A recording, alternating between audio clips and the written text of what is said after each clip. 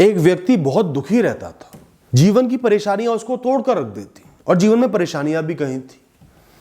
उसकी सोच भी नकारात्मक थी, तनाव में रहता, परेशान रहता, चिड़चिड़ा रहता और समय भी उसका ऐसा चल रहा था कि उस समय चारों तरफ परेशानियां ही परेशानियां थी जिनसे वो बिल्कुल टूट कर बिखर गया। बिस्तर से उठने की हिम्मत भी उसके अंदर नहीं रही। उसे बदलावों से नफरत थी। वो चाहता था कि जीवन सीधा सीधा आराम से चलता रहे, मैं जैसा जी रहा हूं वैसा ही जीता रहूं। जीवन नरक बनता जा रहा था। एक दिन उसकी पत्नी ने फैसला किया, उसको सुबह सुबह उठाया, नहाने धोने पर मजबूर किया और अपने साथ एक साधु महात्मा के पास लेकर गई। गर्मियों का समय था, सर पर धूप थी, पसीने आ रहे थे, बहुत भयंकर गर्मी थी। वो साधु महात्मा एक बरगद के पेड़ की छाया के नीचे शांति से बैठे हुए ध्यान लगा रहे थे। उन्होंने शांति से मियाँ बीवी की बातें सुनी, उनकी परेशानियों को सुना, उनकी स्थिति को सुना, व्यथा को सुना। फिर उन्होंने कहा, मैं तुम्हें एक हल दूंगा, पर मेरी बात मानोगे? दंपति ने कहा, हाँ मानेंगे, बिल्कुल मानेंगे गुरुजी। तुम्हें बदलावों से नफरत है ना, तो आज से तुम्हें बदलना ही नहीं, किसी के लिए भी नहीं बदलना। और मैं वादा करता हूं जीवन भी बदलना बंद कर देगा, अच्छे बुरे बदलाव आना बंद हो जाएंगे। वो मान गए। फिर साधु बोले, आज से तुम्हें अपने जीवन को, जीवन शैली को किसी भी मौसम के लिए नहीं बदलना। मौसम चाहे कोई भी हो, प्रकृति कैसा ही मौसम लेकर आए, तुम्हारी जीवन शैली वही रहेगी, एक सी रहेगी। पहले मुझे बताओ कि तुम्हें सबसे ज्यादा कौन सा मौसम पसंद है? माथे पर से पसीने साफ करते हुए इस व्यक्ति ने बोला, साधु महाराज मुझे तो ठंड ही पसंद है। साधु मुस्कुराए और बोले, तो ठीक है, तुम्हारा पसंदीदा मौसम ठंड है, तो आज से अभी से तुम ठंड के अनुसार ही जियोगे। घर जाकर एक स्वेटर पहनो, एक शॉल ओढ़ो, सर पर टोपी पहनो, रोज सुबह उठकर 1 से 2 घंटा तपती धूप की सिकाई करनी है, गर्म पानी से ही नहाना है और रात को एक मोटी रजाई के अंदर ही सोना है। बदलाव नहीं आना चाहिए जीवन में। ठंड का मौसम पसंद है, वही आएगा, उसी के अनुसार पूरे साल तुम्हें जीना होगा। मंजूर है? वो आदमी घबरा गया। महाराज आप ये क्या बात कह रहे हैं? इस तरीके से तो मैं तड़प तड़प कर मर जाऊंगा, सर्दियों का मुंह ही नहीं देख पाऊंगा। साधु मुस्कुराए और बोले, पर मैंने तो ऐसा कुछ भी नहीं कहा जो तुम्हारी सोच के खिलाफ हो। तुम्हारी तो सोच ही यही है, तुम्हें तो बदलावों से नफरत है और दूसरी तरफ तुम खुद बदलते जा रहे हो, हर मौसम के साथ बदल रहे हो। आज धूप निकली है, कल बारिश हो जाए तो तुम खुद को बदल लोगे, खुशी के साथ बदल लोगे, तुरंत बदल लोगे। पर वही जीवन की परिस्थितियां आ रही है तो तुम बदलने से रोक रहे हो खुद को, डर रहे हो, घबरा रहे हो।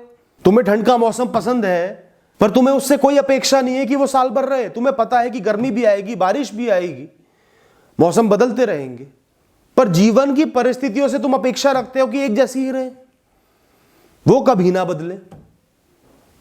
ऐसा क्यों है मेरे पुत्र? कपड़े हो, खाना हो, जीवन शैली हो, नहाना हो, खुद को पूर्ण तरीके से हर मौसम के हिसाब से बदल लेते हो, पर जीवन की परिस्थितियों में खुद को बदल नहीं पाते।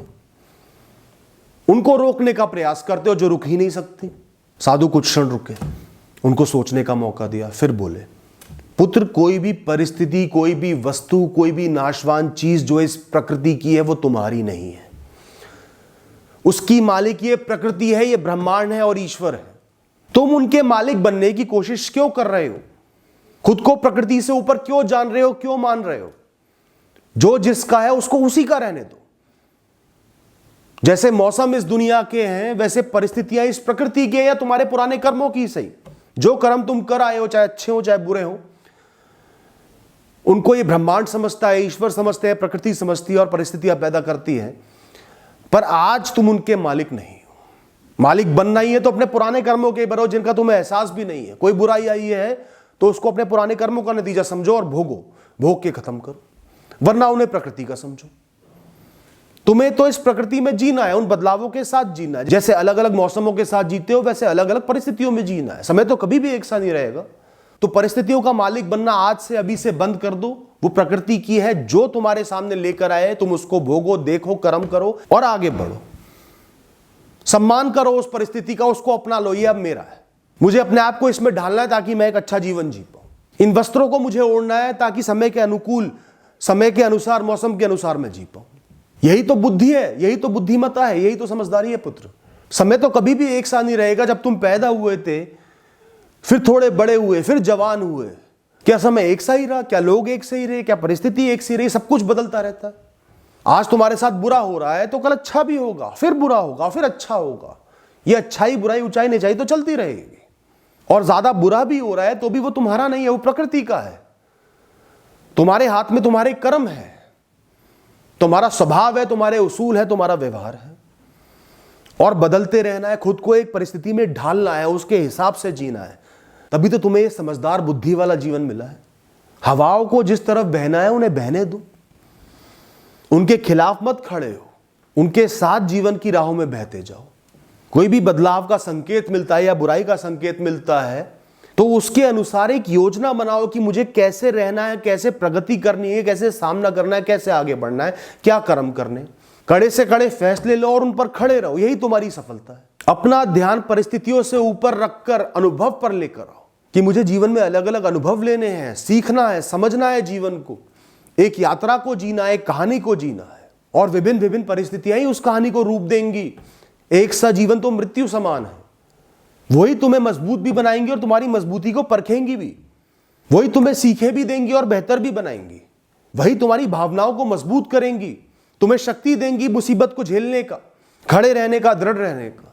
तो सबसे पहले अपने जीवन को स्वीकारो, अपनी परिस्थितियों को स्वीकारो, मन में शांति को महसूस करो, उनको अपना लो।